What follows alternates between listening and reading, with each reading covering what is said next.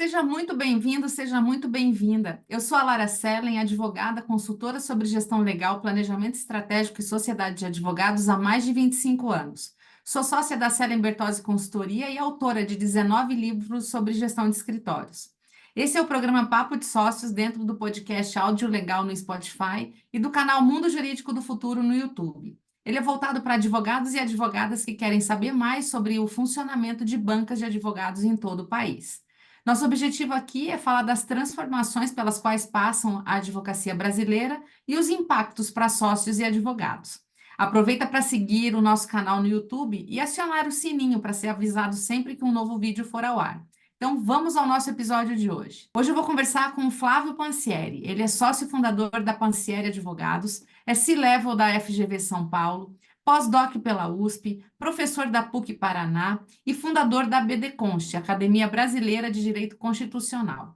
Ele foi conselheiro federal da OAB de 2013 a 2022 e diretor da Escola Judiciária Eleitoral do Tribunal Superior Eleitoral até 2020, e é autor de inúmeras obras jurídicas. Eu já quero agradecer a presença dele aqui no nosso podcast. Estou ansiosa para saber a visão que ele tem sobre a advocacia, sobre a Pansieri Advogados e o futuro da sociedade de advogados. Flávio, seja muito bem-vindo para o nosso Papo de Sócio. Uma alegria enorme te receber. Você, além de cliente, você já passou dessa fase, né? A gente é amigo, você é um grande amigo, uma pessoa que eu admiro muito. E eu quero dizer que aqui a gente só chama gente que tem muito a agregar para quem nos ouve, para quem nos assiste. A gente está no YouTube, está no Spotify, falando de advocacia, que é o nosso prato do dia, aquilo que a gente mais gosta de falar e fazer, né? Então, quero te dar as boas-vindas, passar a palavra para você e para a gente começar nosso papo. Lara, um prazer estar contigo no Papo de Sócios. O nosso escritório tem a ver contigo também, que nós há exatos 11 anos você esteve conosco aqui durante um longo período, a tua equipe toda. Então, grande parte da nossa estrutura hoje você nos ajudou a idealizar e ao longo desses anos todos, pós aquela consultoria direta, a gente tem conversado e tem sido muito legal e ver também o crescimento da tua empresa, os projetos todos que vocês, de sucesso, que vocês têm auxiliado. Então, a advocacia brasileira, de alguma forma, passa por ti, né? Lara Sellen, Sellen Bertozzi, hoje é uma marca, efetivamente, que está espalhada por todos os estados brasileiros, em cada um desses escritórios que vocês contribuíram para o crescimento. É isso aí, show de bola. E o bom é isso, né? Que a gente passa um tempo juntos num trabalho de construção, né? Que é isso, que é o trabalho de consultoria, enfim. E aí a gente acaba ficando, não é um trabalho que para ali, né? A gente continua e continua pensando juntos e ajudando, enfim. E eu fico muito feliz da gente poder realmente fazer parte um da vida do outro. Acho que isso é bom para todo mundo, né? E, Flávio, eu sempre começo aqui conversando com os meus convidados, meus ilustres, que assim, quando a gente vê o Flávio, né? 20 e alguma coisa de formado, mais ou menos, né? 24 de formado, já com uma posição que já fez tanta coisa, já estudou tanto, já encabeçou tantos projetos, a BD Const, entre outras tantas iniciativas que você faz, você é um advogado muito dinâmico. Quem olha assim o Flávio, imagina assim, já nasceu assim, já foi assim desde o começo, né? E não pensa que esse Flávio pode ter sido um estagiário lá atrás, né? Um estagiário cheio de dúvidas, cheio de, sei lá, para onde eu vou, ou não, né? Como foi esse processo? Como é que era o Flávio estagiário? Como é que foi lá o começo do começo? Essa pergunta é muito boa, sabe, Lara? Porque ela revela algo que pouca gente sabe. Eu sou o primeiro advogado da minha família, uma família muito grande, mas são no total aí quase 20 tios que eu tenho, somando os dois lados, mas eu era o primeiro advogado da família. E estava no meu segundo ano da faculdade, descobrindo, me encantando com a faculdade ainda, que esse encantamento não veio no primeiro ano. A faculdade no primeiro ano foi uma espécie de estágio burocrático que eu tinha que passar. E aí me encontrei na universidade no segundo ano da faculdade. E logo, no metade do segundo ano, quis fazer um estágio, não tinha por quem, onde, para quem pedir, onde recorrer.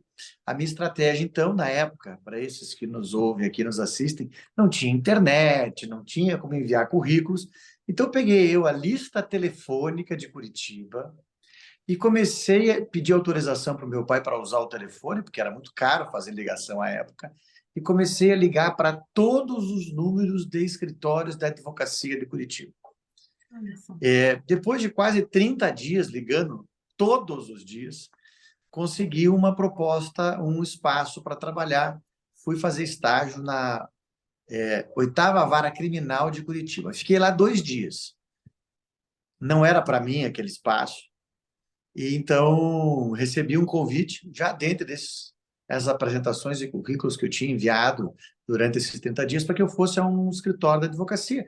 Era um escritório familiar, com 2 irmãos que advogavam, e fiquei com eles aproximadamente 2 meses. Aprendi muito no escritório, mas não tinha uma proposta que, vamos imaginar assim, que eu acreditasse naquele momento que eu estivesse aprendendo mais, o tanto que eu gostaria de estar aprendendo, porque eles precisavam muito mais de alguém que fizesse um trabalho apenas braçal, né? Eu costumo dizer que eu fazia halterofilismo jurídico, né? Emagreci 3 ou 4 quilos nesses 2 meses, de tanto que eu andava por Curitiba.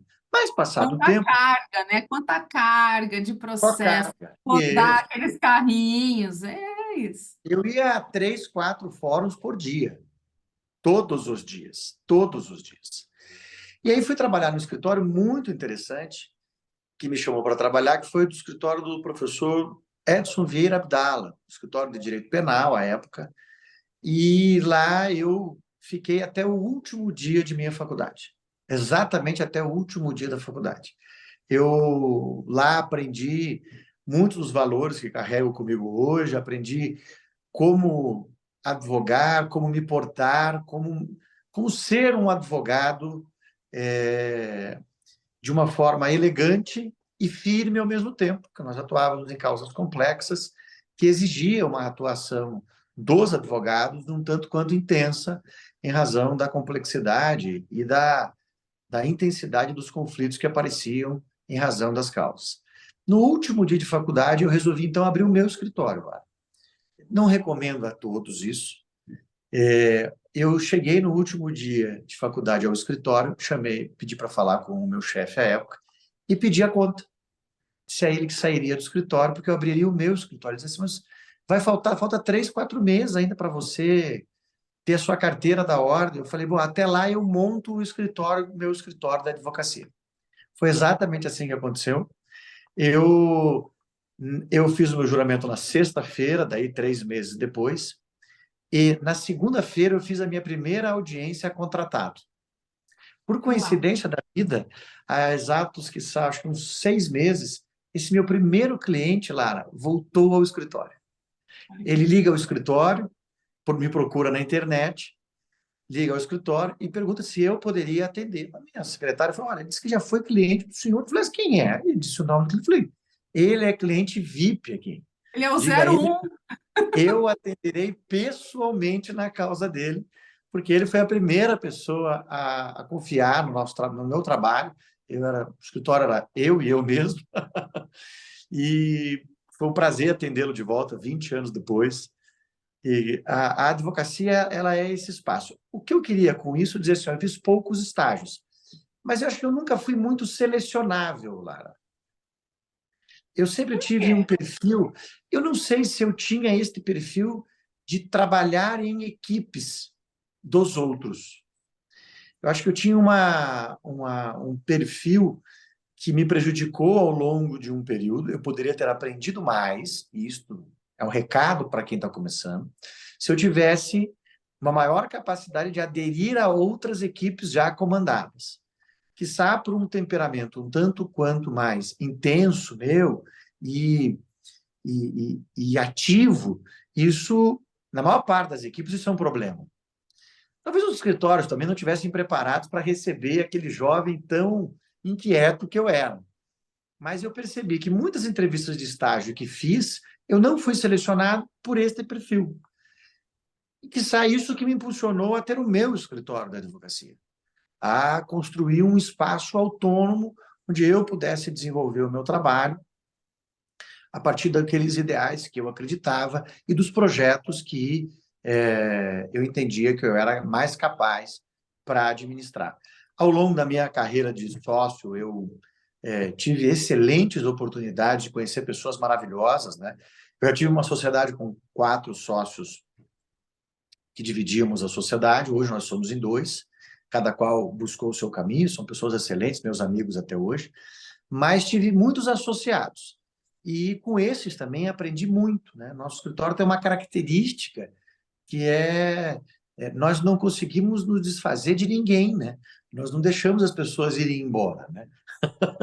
Em regra, as pessoas escolhem, às vezes, outros projetos, nós apoiamos, porque eu costumo dizer que no primeiro dia, quando as pessoas entram no escritório, logo depois da seleção, eles participam de uma reunião comigo, eu costumo dizer que aqui é um espaço que todo mundo tem que ser feliz. Se isso não estiver acontecendo, tem alguma coisa errada, nós precisamos repensar, ou você precisa repensar se aqui efetivamente é o seu lugar.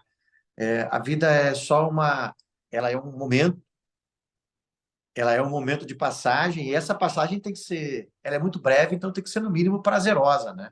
Nós temos que caminhar ao lado de quem a gente se orgulha de estar ao lado, que a gente se sente bem, que a gente divide os mesmos valores. Isto, cada dia mais, para mim, é muito do nosso escritório, né? A diversidade, ela é absolutamente relevante, mas o antagonismo não é bem-vindo, né? Ele não agrega às equipes, ele não constrói no escritório. Eu acho que cada um, quando busca um escritório para estar ou quando busca montar o seu escritório, deve buscar isso, deve buscar uma identidade, né, de valores, uma identidade cultural que vai ser apresentada aos clientes. Olha, o nosso jeito de ser no mundo é este.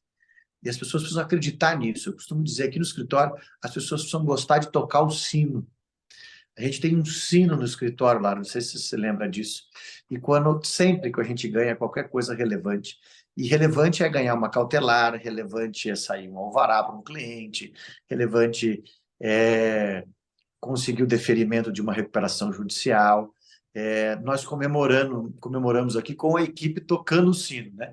Quem não tem o prazer, não tem essa vontade de tocar o sino, não tem a energia que a gente precisa para estar aqui. As pessoas precisam querer tocar o sino todos os dias. E quando ele fica muito tempo sem tocar, eu já começo a ficar preocupado, que tem alguém ou parte das equipes desanimadas aí. Não precisamos animar todo mundo para que esse sino sempre toque, esse sino toque também o coração da equipe, né? Porque isso deixa todo mundo motivado, mais feliz, mais animado para trabalhar. E isso tem muito a ver com o fazer algo que gerou também algo positivo para o cliente, né? É o vibrar com, nossa, conseguimos algo que vai ser muito legal de dar a notícia, de você informar o cliente, dizer, olha, foi duro, mas a gente conseguiu, né? Isso realmente não é algo protocolar, né? Não é uma coisa só de Não, passar um relatório, né? Não é isso. não. A gente tem, inclusive, em alguns casos, enviado o filme do sino sendo tocado para o cliente. Aí, Para que, né? porque efetivamente a advocacia é isso, né? É viver essa felicidade, é viver as agruras, né? Que vive o cliente conosco, né? Por ter confiado no nosso escritório. Então, essa energia para mim é fundamental, né? Eu não consigo conviver com quem não tem essa energia, ao menos aqui dentro do escritório. Eu preciso que as pessoas vivam isso, né? Queiram mais, que elas queiram fazer algo diferente, né? Eu não acredito ter vindo aqui de uma forma protocolar de passagem, né? Eu vim para tentar ajudar o próximo, ajudar aquele que está à minha volta, né? Estender a mão, dar um sorriso, olhar para aquele que está num dia ruim, poder fazer a vida dele um pouco melhor. E o nosso jeito de fazer isso, a gente escolheu fazer pela advocacia todos os dias, né? Então, esse é o espírito que o nosso escritório leva, assim, como uma bandeira inafastável, inabalável. É muito legal. E muito legal você contar essa história, porque o quanto que foi interessante, até pela tua coragem de um menino advogado, né? Um dia de advocacia já decidir abrir seu próprio escritório, realmente um ato de coragem, a gente sabe disso. Não é fácil, você tem 24 anos de formado, não era menos difícil ou mais difícil. Sempre é difícil no começo, porque a gente não enxerga muito longe, né? Quando você, nesse início da tua advocacia, do teu primeiro cliente, segundo, terceiro, décimo, enfim, você tinha área de definida do direito? Isso era claro para você? Ou você era um advogado civilista, mais generalista? Como que era isso? Como que funcionava? O meu escritório era um escritório que trazia uma experiência pretérita, né? Onde eu tinha estagiado, das experiências que eu tive. Então, o meu início da minha advocacia foi uma advocacia que tinha uma correlação com o direito penal, porque eu tinha trabalhado até então no escritório do direito penal, mas tinha uma experiência civil que eu trazia desse escritório, porque um dos setores do escritório fazia o civil.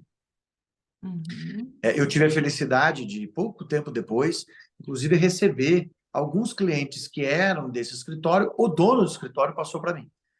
Né? Uma Uhum. sócia do escritório que estava saindo, ela disse, olha, Flávio, o escritório não faz civil, você quer pegar a carteira que era minha? Porque ela ia parar de advogar, ela ia ser CEO numa empresa familiar, e hoje a empresa é um grande sucesso no Paraná e no Brasil, e ela saiu, foi para lá e me deixou esse pedaço da carteira dela. Então, eu era um escritório que tinha uma experiência criminal, então fiz algumas medidas no crime durante um período, mas o cível sempre era aquele tema mais presente no nosso cotidiano, né? Logo em seguida, arrumo um sócio, que é um grande amigo hoje, tem um ótimo escritório também no Paraná. Eu costumava dizer que eu e ele juntos éramos. Era difícil a gente sair de uma reunião sem um bom contrato. Ele é uma pessoa sensacional e nós combinávamos muito bem. Mas ficamos juntos durante um período, conseguimos assim boas carteiras de clientes. Me recordo uma carteira que foi para mim muito simbólica, numa reunião. Eu e ele fomos comprar um carro, meu primeiro carro zero. E quando nós estávamos na concessionária, o gerente da concessionária nos apresentou para um indivíduo que era o gerente do Banco Volkswagen, à época da região sul. E ele estava saindo do Banco Volkswagen para abrir uma unidade externa, que eles iam ter unidades externas do Banco Volkswagen, como se fossem agências, assim. E ele, então, precisava de um escritório da advocacia para atender esta unidade.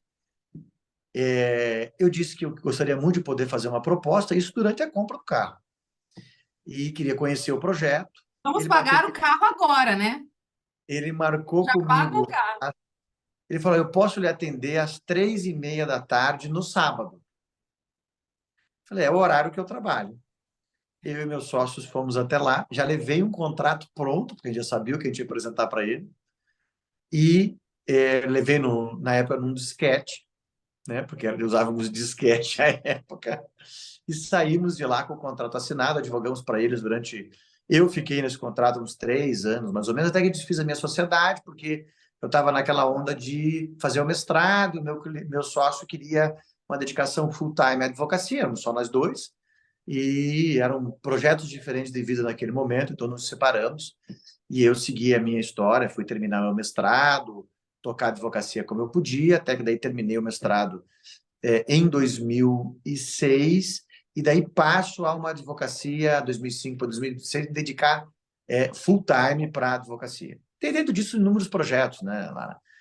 Acabei indo alçado à OAB como conselheiro estadual mais jovem do Brasil à época, né? Quando concorri às eleições, eu não tinha os 5 anos de formado ainda, né? Só depois dos 5 anos de concorrer às eleições, quando eu fui tomar posse em janeiro, é que eu completava os 5 anos de formado. Então, vou para a Ordem dos Advogados do Brasil, a Academia Brasileira de Constitucional já era uma realidade, né? Eu tinha tido a ideia de fundar essa instituição junto com professores do Brasil inteiro. Então, daí a minha advocacia passa a ser um misto, né, da minha vida acadêmica, da minha vida institucional e da minha vida profissional. Ela sempre caminhou correlata, né?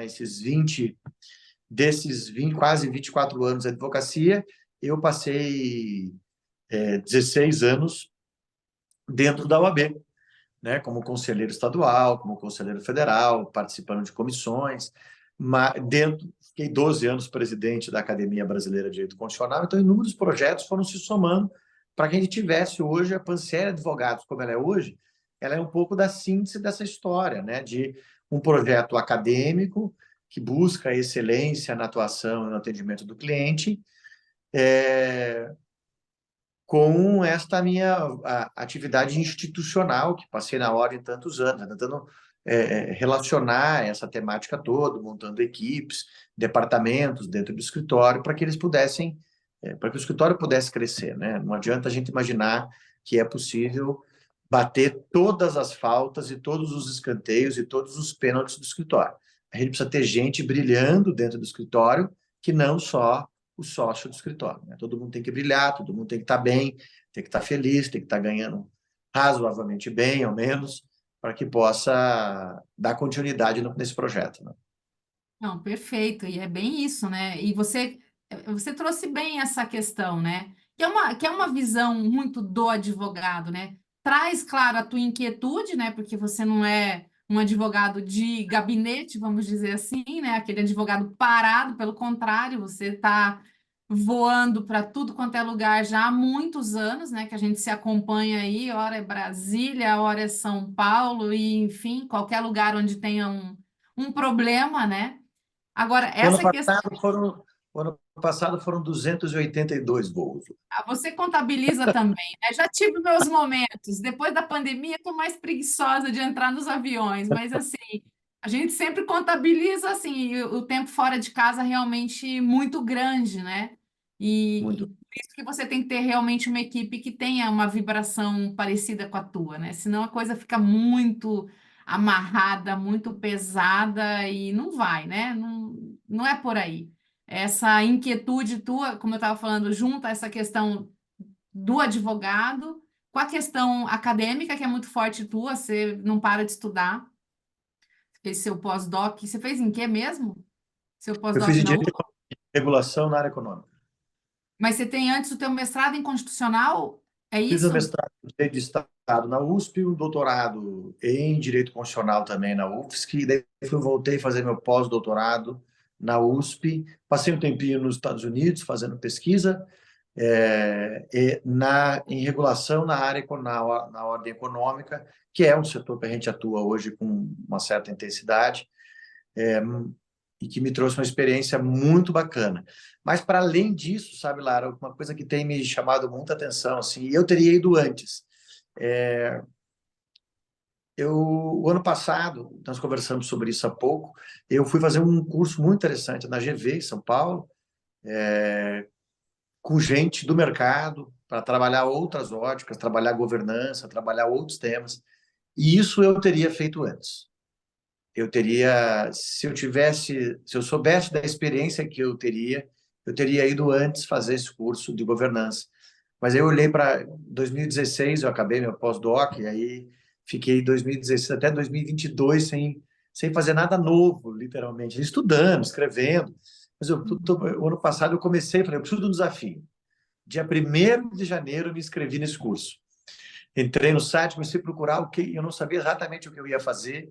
Achei esse curso, foi uma mega experiência, conheci gente muito interessante, cabeças diferentes, pensando o mercado, pensando o país, pensando a governança no Brasil, e foi uma experiência muito legal. Acho que nós continuarmos nos capacitando é fundamental. Acho que isso traz um exemplo para as equipes também, para que todo mundo continue estudando, né? Não é uma coisa minha, todo mundo aqui no escritório, todos os coordenadores de área estão fazendo algo, tem gente fazendo nova faculdade, tem gente fazendo faculdade online à noite de contabilidade, tem gente fazendo mestrado em economia, tem gente fazendo pós, todo mundo está estudando ainda, para que a gente possa pensar, né? Pensar o escritório, pensar. A advocacia não é a mesma do que era há 24 anos, e não será a mesma daqui a 10 anos. Então, é inexorável, né? Ou você cresce, se especializa muito. Eu estou dizendo que você precisa ficar nichado exclusivamente num tema, mas ou você tem alta especialização e as pessoas reconhecem isso, ou você briga num projeto de massificação, e aí por custo baixo, e aí você tem que ser um maior gestor ainda para você conseguir tocar essa operação, que é uma mágica que alguns amigos meus são capazes de fazer. Eu gostaria muito de conseguir fazer essas mágicas, de ter um escritório com 500 advogados, 250 advogados, que é uma estrutura fabulosa. O nosso escritório hoje é considerado um escritório, apesar de estar em várias cidades, um escritório boutique, que trabalha somente com esse contencioso estratégico, com ações estratégicas, mas precisa disso, né? Precisa dessa visão que vai para além do direito, né? É muito interessante você falar isso, porque eu li um livro sobre os especialistas e os generalistas. Eu não lembro o título exatamente, mas ele traz essa visão de o que é mais relevante, você ser um especialista ou ter uma visão um pouco mais ampla, né? E eu entendo que quem quer ser especialista precisa ter conhecimento lateral, porque senão você não consegue ser um especialista no estado da arte, sabe? Não consegue ver os impactos daquilo que você está fazendo na super especialidade, que poucos fazem igual você, mas se você não tiver visão lateral, achei fantástica essa tua ideia de fazer o curso de C-Level, porque é isso, se você atua para empresas e você mergulha na forma como essas empresas são tocadas, decididas, as interrelações, não tem como você não enxergar soluções jurídicas para resolver problemas que são crônicos às vezes, né? Coisas que todos ali passam e é uma dificuldade diferente que a gente encontra nas empresas em relação aos escritórios, principalmente, né? E essa busca, né? E a tua equipe estudar nada mais é do que seguir o líder, né? Eu acho que esse é um grande ponto que não adianta você querer ter uma equipe muito boa de uma galera de ponta, se você não dá o exemplo, né? Se os sócios só façam. Não, precisa ser também, né? Como é que você vê isso? Eu acho que o exemplo é fundamental, Lara. Mas sabe uma coisa muito interessante? Nós falamos aqui, né, que a cultura tem que ser essa do escritório, mas não necessariamente a cultura academicista. Isso é Uhum. muito.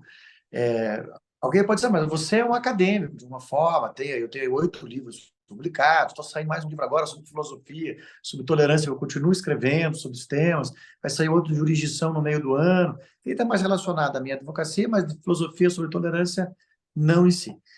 Mas acho que nós temos perfis muito distintos, assim, que precisam ser aproveitados nos escritórios, assim, sabe? Eu, olhando hoje o meu escritório, eu vejo muito isso, assim. Eu tenho gente que quer estudar, mas eu tenho gente mais focada, pensando em produto e pensando no negócio. E que não necessariamente vai fazer um curso. Assim, não, eu quero ficar mais na parte da gestão do escritório. Bom, ele vai se capacitar naquilo, mas ele está olhando para o negócio de uma outra forma, né? Eu vejo grandes escritórios do Brasil hoje, os maiores escritórios brasileiros, os seus CEOs, os seus fundadores, não são acadêmicos, né? São pessoas empreendedoras que viram nichos de mercado. É para isso que a gente está olhando no escritório hoje. A gente atende vários fundos de investimento que estão vindo para o Brasil e a gente precisa mudar um pouco a nossa cultura, porque a gente tinha uma cultura muito de uma lógica muito restrita no atendimento e acabei caindo numa concorrência que eu não imaginava, que era com escritórios consolidados, de grandes amigos que tenho, de São Paulo, que, por sua vez, tem todos os departamentos possíveis, né? Então, essa departamentalização, ela aparentemente tira do escritório a ideia da especialização, mas não é verdade, né? A ideia é que você seja capaz de criar departamentos com alto nível de especialização para atender demandas de alta complexidade com altíssimo nível em diferentes áreas, né? É o que a gente construiu nesses últimos 24 anos, é o que a gente pensa que é fundamental. Mas, em paralelo a isso, eu preciso também ter aquele sujeito que vai me ajudar a correr atrás, né? Que vai também trazer o cliente para o escritório, que vai pensar isso, que vai, de alguma forma, estar à disposição para promover essas conexões, né? Que vai me ajudar a pensar nos projetos, naquilo que o cliente está precisando para montar a melhor proposta, que não necessariamente esse sujeito é aquele que vai escrever a melhor peça processual, né? Não é necessariamente o sujeito que vai escrever a melhor estratégia para a peça processual. Porque isso também na nossa advocacia em especial, que trabalha nessa ideia de um contencioso estratégico, às vezes o não dizer é melhor do que o dizer, né? Então, a melhor estratégia, às vezes, é o silêncio. Então, a nossa advocacia passa por essa complexidade. Ao longo dos anos eu fui percebendo isso, sabe? Que eu preciso de cada vez mais pessoas com perfis diferentes. Eu tenho algo que acaba acontecendo comigo por ser professor há tantos anos também. Muita gente que vem trabalhar no meu escritório, então, assim, os meus alunos me perguntam, professor, como é advogar só no direito constitucional? Eu digo assim, olha, o direito constitucional está em tudo, né? É onde eu fiz meu mestrado, meu doutorado, dou aula de direito constitucional e econômico, mas a nossa advocacia hoje é uma advocacia muito mais civil e empresarial, com conexões constitucionais, né? Há pouco tempo fui convidado para fazer um parecer para um grande banco brasileiro em matéria tributária, mas envolvia direito constitucional.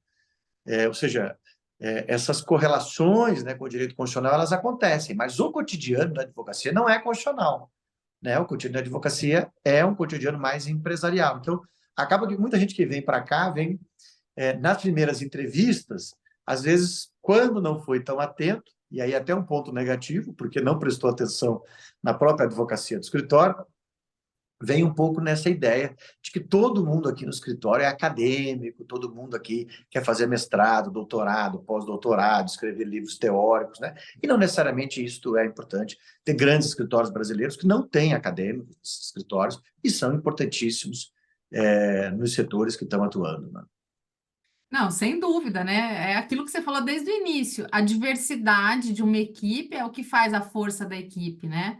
Mas é essa soma, né? De pessoas com perfis diferentes, mas com uma visão de fazer bem feito o que faz, né? Eu acho que esse que é um ponto importante. Quem é dono de escritório vai estar sempre de olho nisso. Mesmo aquela função mais, vamos dizer, no todo, mais simples, mas se ela precisa ser feita, que ela seja muito bem feita, e aí quando você tem um time que tem essa visão em todos os níveis e etapas do trabalho, sem dúvida nenhuma que você fica mais perto, mais próximo de atender a expectativa do teu cliente, né? Porque no final das contas, a advocacia é isso, né? E essa questão de falar assim, do direito constitucional, né? A mesma coisa que você falar que o escritório é de direito processual civil. Não existe isso, né? Gente, não estou entendendo, né? Você faz o quê mesmo? Qual que é o teu grande trabalho, né? Não, muito legal. Hoje você está com uma equipe de quantas pessoas, Flávio, na sua boutique? E que eu concordo com você. Não é o tamanho do escritório que determina se ele é uma boutique ou não, e sim o que tipo de serviço que sai dali de dentro, né? Você pode ter N boutiques dentro de um único escritório, e isso é uma estratégia super vencedora. Eu acho que esse é uma, uma coisa a se pensar quando você percebe que o teu cliente demanda outras áreas e quer estar com você, e aí a gente vai montando isso, né? Hoje, como é que está o escritório? Como é que você dividiu o Hoje, escritório? nós departamentalizamos o escritório, né? Então, a gente tem um setor hoje que atua no contencioso estratégico dos tribunais superiores, e aí há uma especialização processual civil, né? É uma expertise que pouca gente tem hoje no Brasil. Isso, alguns escritórios que são concorrentes e parceiros nossos possuem também, mas são poucos escritórios, que é atuar em recursos especiais extraordinários, né? Volta e meia, a gente acaba pegando aqui no escritório colegas advogados que já vêm se socorrer do nosso escritório. Olha, eu preciso de uma ajuda aqui, porque acho que meu RESP não vai subir por algum motivo, e a gente acaba atuando. Então, a gente tem um setor que trabalha nesse contencioso dos tribunais superiores, aí de diferentes áreas, tá? Clara, é muito mais uma discussão processual. A gente tem um departamento hoje de tributário forte no escritório hoje, crescendo cada vez mais, tanto numa lógica consultiva, parecerista, quanto também no contencioso, junto ao CARF e ao Poder Judiciário. A gente tem daí uma atuação empresarial, consultiva e de contencioso empresarial do cotidiano das empresas. Para além dessa atuação na área tributária, nós temos um departamento hoje muito consistente na área empresarial, que atua desde o contrato, societário, que atende a empresa no seu cotidiano, né, nessas operações indispensáveis para o funcionamento da empresa.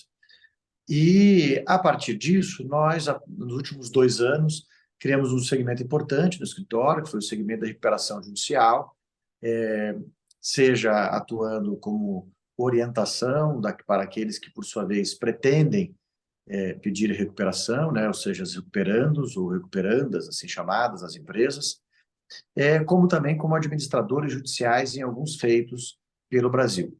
É um segmento importante do escritório, que tem funcionado muito bem.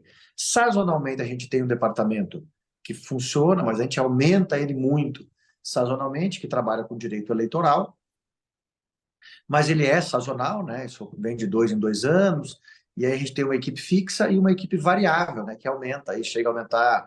Nós temos lá 1 ou 2 pessoas que ficam no fixo, só que no período eleitoral pode chegar a 14 pessoas nessa equipe, né? Como já chegou na eleição, nas eleições anteriores. Então, o escritório hoje está estruturado de uma forma que o nosso foco é o empresarial, né? Esse contencioso estratégico empresarial é o foco do nosso escritório. A minha formação teórica, ela contribui exatamente para esta atuação do escritório, ela é esse complemento, em especial na atuação dos tribunais superiores, dos órgãos regulatórios brasileiros, e tem permitido que a gente ocupe um espaço dentro do cenário nacional em algumas das importantes medidas, né, que as pessoas algumas vezes assistem até mesmo aí nos noticiários aí.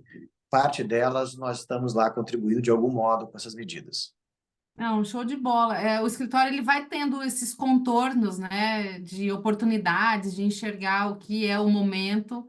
E aí é aquela história, né? Quem está pronto faz a coisa acontecer.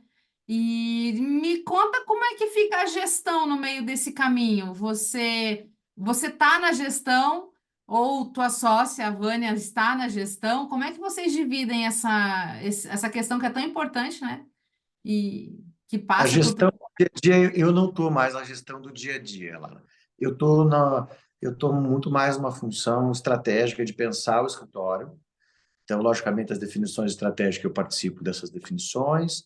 As ações estratégicas do escritório, dentro de um ranking que a gente estabelece, eu pessoalmente participo dessas medidas. Alguns contratos, obviamente, ainda são personalíssimos, e aí eles exigem uma atuação minha, em especial nos tribunais superiores, nos tribunais de justiça dos estados, ou às vezes mesmo em órgãos regulatórios, mas eu estou muito mais no estratégico do escritório hoje, do que na gestão cotidiana. Então, da gestão, da governança do escritório eu não participo tanto, mas participo do judicial do escritório. Esse eu não consigo me afastar, porque isso está dentro do DNA, de alguma forma, eu não consigo viver longe dessa parte. Eu quero saber o que está acontecendo, quero estar. Lógico que eu não consigo mais atuar em todas as demandas do escritório, mas nós temos reuniões frequentes de pauta com os departamentos e eu tenho um overview de todas as demandas, como elas estão sendo administradas, quais são as complexidades, quando tem alguma questão de risco ou um ponto nevrálgico estratégico, eu acabo me aproximando um pouco mais para ajudar na solução, mas as equipes estão bem estruturadas e são capazes aí de já hoje dar boas respostas aos nossos clientes. Não, show de bola, né? É isso aí, esse que importa, né?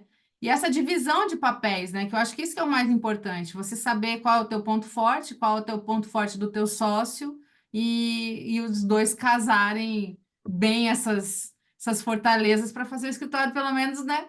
Tá dentro das linhas ali de resultado, de produtividade de toda a equipe, que também é uma coisa muito importante, né? Flávia, eu sei que a gente poderia ficar conversando horas aqui, porque a gente tem coisas e assuntos e curiosidades minhas para saber de você, muitas, né? Mas olhando lá para frente, ali para 2030, que já está logo ali, né? A gente falta só 6 anos para essa virada. Eu acho que a gente criou tanta expectativa no 2020 e ele foi tão frustrado por conta de pandemia, né? Parecia aquela entrada da nova década. E parece que essa década ficou tão curta, né? Porque 2 anos parece que ficaram meio alijados dessa década, mas a gente já está num caminho muito próximo de 2030 e eu queria saber da tua visão, primeiro, a advocacia 2030, como é que você vê essa advocacia e como é que vai ser sócio de escritório? Não estou falando nem de sócio fundador, porque aí o sócio fundador já sabe que tem todo o risco dentro da tua bagagem, né? De toda a tua maleta está lotada de risco, mas para chegar um sócio novo para o Pancieri, para uma entrada, uma evolução dos próprios advogados que trabalham com você, enfim, qual que é a tua visão do sócio? O que que ele precisa carregar para ser esse sócio importante para 2030? E como na advocacia geral, o que que você vê? Inteligência artificial, tecnologia, como é que você vê todos esses acontecimentos? Eu acho que 2030 está ali, né? Mas nós veremos uma grande revolução, eu acho, na advocacia até lá. Cada dia mais os escritórios especializados em massificado utilizam mais ferramentas e, portanto, precisam de menos pessoal.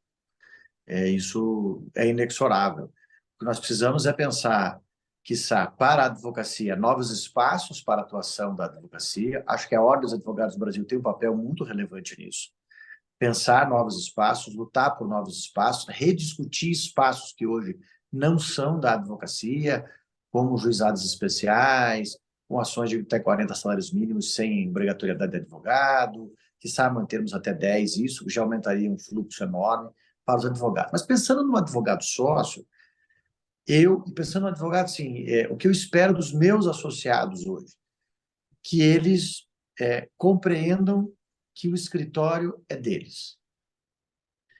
Se alguém quer ser sócio de algum escritório, eu ouvi uma frase lá quando eu tinha exatos 18 anos. Fazia estágio no escritório, que eu citei a você aqui há pouco, e à noite, eu dava aula de natação. E um dia meu chefe me perguntou por que é que eu não podia ficar até tarde nenhum dia. Eu disse a ele que era porque eu dava aula de natação. Ele disse assim, então até amanhã você decida se você é professor de natação ou é estagiário do meu escritório. Eu ganhava 2 vezes mais dando aula de natação do que no escritório, por certo. Então, cheguei na minha aula, eu dava aula para um senhor, o senhor Farias, gostaria muito de reencontrá-lo. Isso já se vão aí mais de 20 anos, foi uma pessoa muito especial e muito importante. Essa conversa na minha vida foi fundamental. Ele me disse 2 coisas. Primeiro, quem tem pressa de ganhar dinheiro, jamais terá tempo para ganhar. Foi a primeira coisa que ele me disse. Ele, junto com isso, ele queria dizer o seguinte: quanto era relevante o que eu ganhava ali como professor de natação para os meus próximos 5 ou 10 anos? Eu respondi para ele: nada. Não significa nada.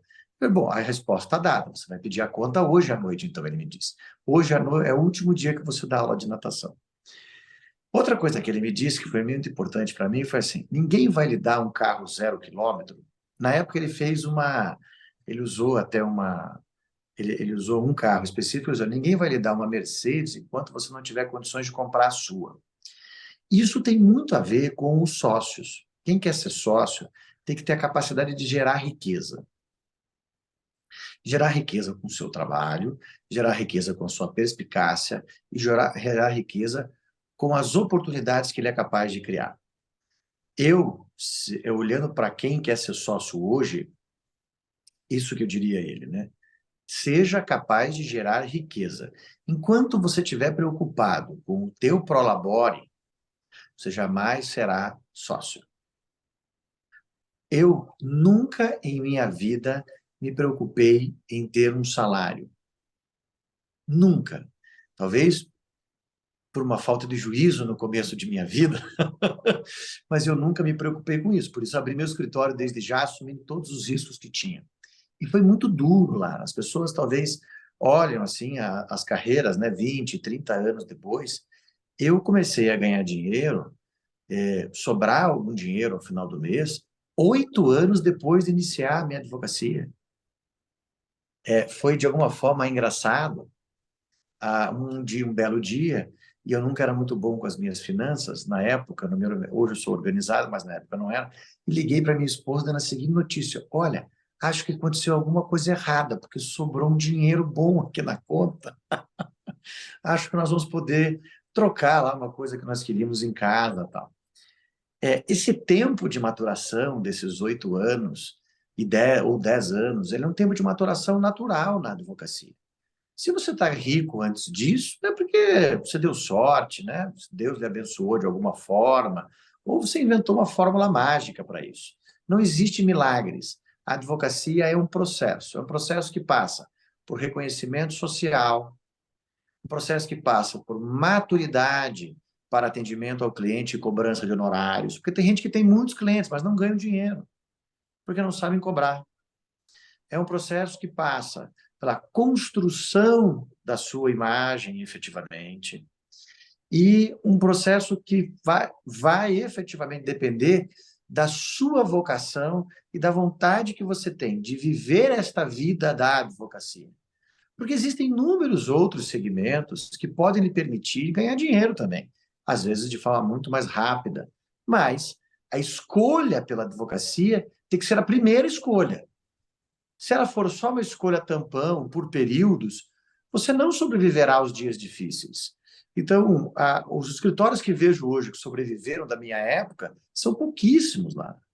Pouquíssimos escritórios. É só você olhar para o mercado. Você tem quantos com 20 anos, 25 anos de advocacia com escritório próprio hoje no Paraná? Pouca gente. Então, perto do número de pessoas que já se formavam à época, a advocacia tem que ser uma escolha. Uma vocação empreendedora é fundamental. Você pode ter, se você tiver essas duas características, você pode tentar ou abrir carreira solo, empreender o seu próprio escritório, ou ser sócio de um grande escritório, que é um grande negócio hoje isso. Porque você parte de 20 anos de história. Você não vai cometer os mesmos erros que eu cometi. E foram inúmeros esses erros para construir este espaço que eu tenho hoje, né? Para construir essa história na advocacia. Então, você já começa à frente, né? Você já começa num outro lugar. Ah, mas eu não vou receber 100% dos honorários que eu capto, que essa geralmente é a dúvida do advogado iniciante e empreendedor. Mas você não terá o custo da operação. E certamente você conseguirá captar clientes, né? Trazer clientes para o seu escritório que sozinho você não traria.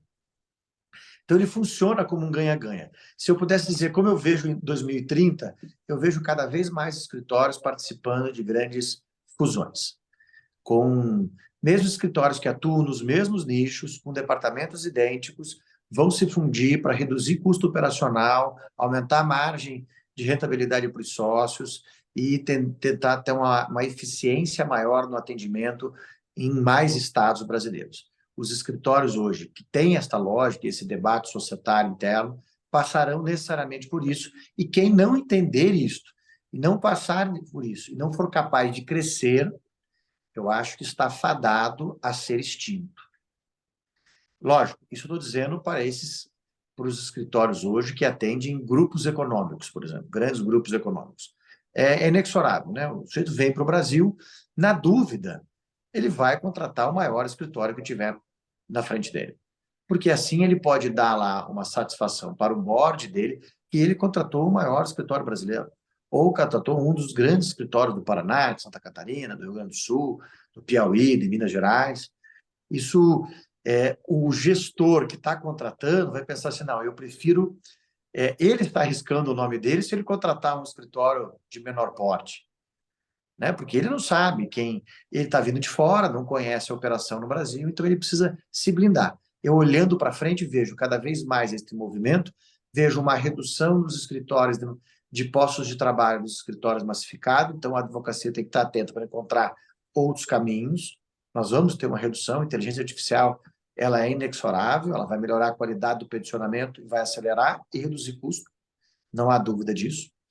Então, olhando para frente, vejo cada vez mais escritórios concentrando demandas repetitivas, vejo alguns escritórios boutiques ainda sobrevivendo, e vejo um espaço que a advocacia precisa entender que existe ainda e que ele é pouco explorado, dessa advocacia média, mas não de escritórios como 10, 15 advogados. Escritório com um, dois advogados, que vai ter um caso ou outro, às vezes vai combinar com outras atividades profissionais juntos para complementar a renda, para que possa dar dignidade à sua existência, né? Eu acho que os escritórios hoje de porte médio ou crescem ou terminam. Os de grande porte vão ter que estar cada vez maiores. Então, por isso, eu vejo um movimento de fusões cada vez maiores. Você que está aí no mercado, logicamente, por sigilo aí do profissional, não pode citar nomes, mas certamente está ouvindo isso, Brasil afora. Isso é um debate cada vez mais constante, né? Eu já participei de várias discussões, várias reuniões sobre esses temas, Ainda não encontrei um espaço para que eu fizesse esse movimento, mas já tive várias propostas como essas e já refleti sobre algumas delas, mas, quiçá, a médio prazo seja um caminho sem volta, né? Esse crescimento exponencial passando pela experiência de colegas também que já têm aí expertise em áreas que eu não tenho, por exemplo, hoje. E esse movimento é um movimento que eu acredito também, porque pós-pandemia, como você hoje pode ter advogados em qualquer parte do país, isso muda também a lógica, né? Antes era ou mora na mesma cidade para fazer parte de uma equipe e fortalecer o escritório, ou você não trabalha para. Hoje não, então você rompe barreira geográfica pós-pandemia, esse é um ponto que afeta as arquiteturas dos escritórios, e esse movimento de não ser sozinho ou ser muito pequeno precisa evoluir, sim. O cliente que está do outro lado, e você trouxe esse exemplo muito, muito claro, né? Então, o gestor, o legal manager para a América Latina, vem para o Brasil e ele quer ter segurança que ele está dentro de um escritório que tem backup.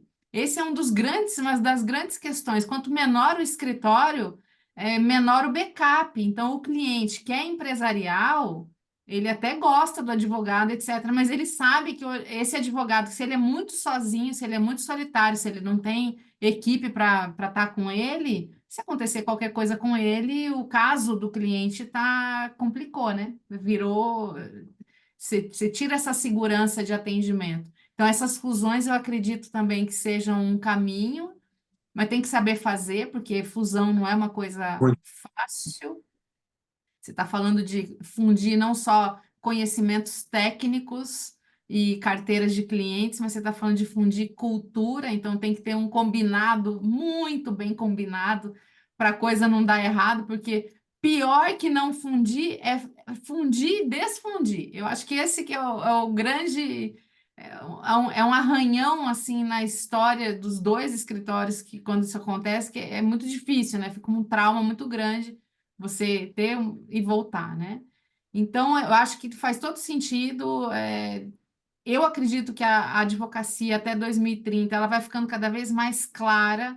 A gente ainda passa por um Brasil de generalistas, né, em alguns aspectos, principalmente escritórios médios, como você bem falou ali. E isso eu acredito que tem que ir mudando.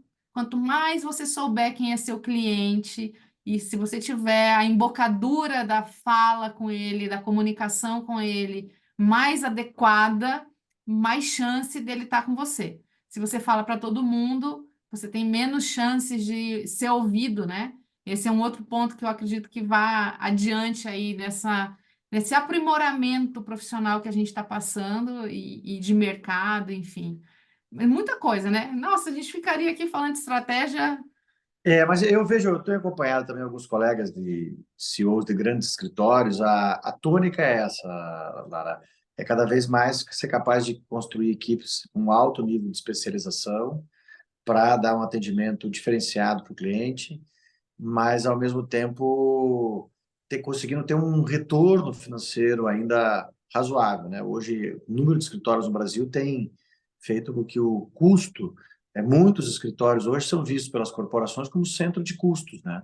E aí a advocacia é cada vez mais macetada, e nessa lógica você não consegue ter alto nível de especialização, porque você não consegue remunerar ninguém, né? Com com essa concorrência tão alta em alguns segmentos, né? Então, quiçá, a médio prazo, a tendência é aumentar os honorários? Eu acho que não. Eu acho que a advocacia está cada vez mais no centro de custo, então por isso que muitos escritórios estão se recorrendo cada vez mais à inteligência artificial para reduzir o custo operacional, que a maior parte, no nosso caso, é com o pessoal, né? Não tem saída, mas acho que tem um grande desafio para 2030. Eu tenho certeza que você fará grandes trabalhos Brasil afora, né, ajudando as bancas aí a se renovar.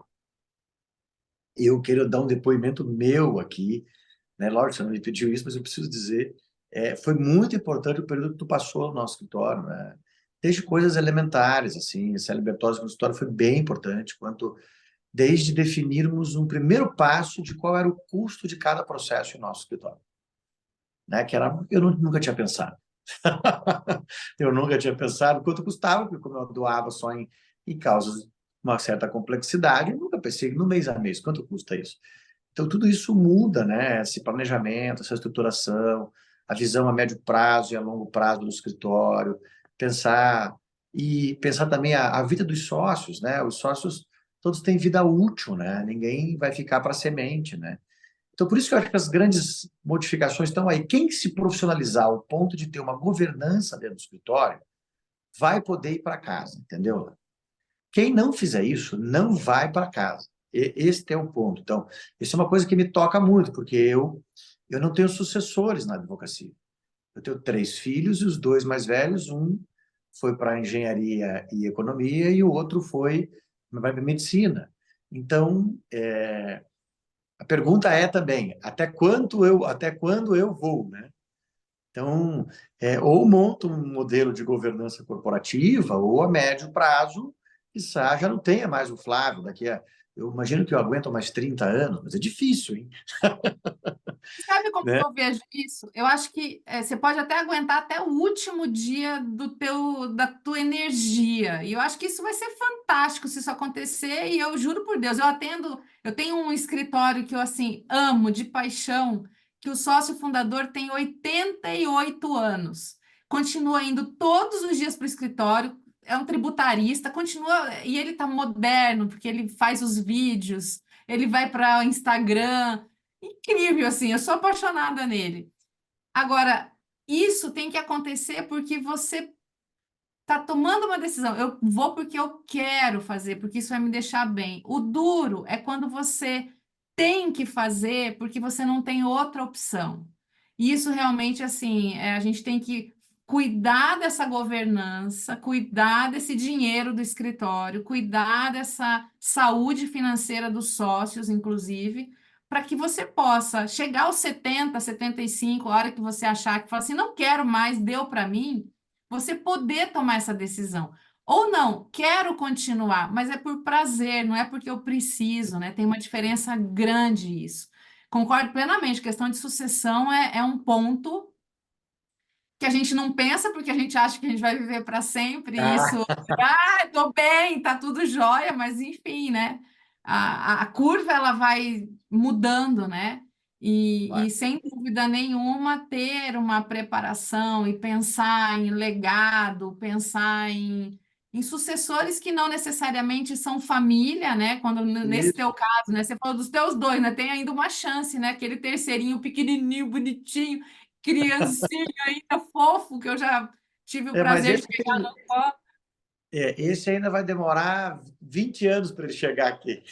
Bem, mas assim, há uma esperança, né? Vai que, né, se É, apaixona pelo direito. Tudo pode acontecer.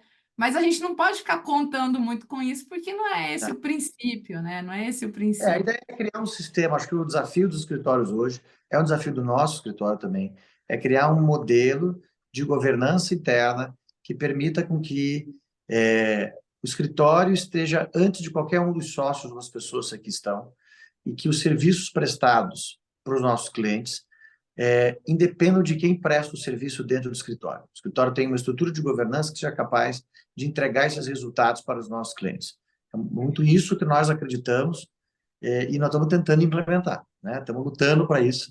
Quiçá os próximos anos aí são fundamentais, eu sei disso, né? Eu estou virando os 50, então está na hora dessa chave de ser virada também. A gente está cada vez mais investindo nesse setor para que a gente possa fazer uma grande transformação no nosso escritório hoje, que acho que evoluiu muito, lógico, nesses 25 anos, demais. Nos últimos 10 a gente cresceu muito, a gente aprendeu, a gente acertou, a gente errou, mas a gente procedimentalizou uma série de, de medidas dentro do escritório que faz com que o escritório hoje comece, caminhe sozinho, né? Os coordenadores de área já responsáveis por trazer novos clientes, compreendendo o qual é esse desafio, qual a responsabilidade, qual é o prazer de trazer o cliente, né? Porque isto é algo muito legal, né? Quem está na advocacia, que está na advocacia, compreende o prazer de alguém confiar em você.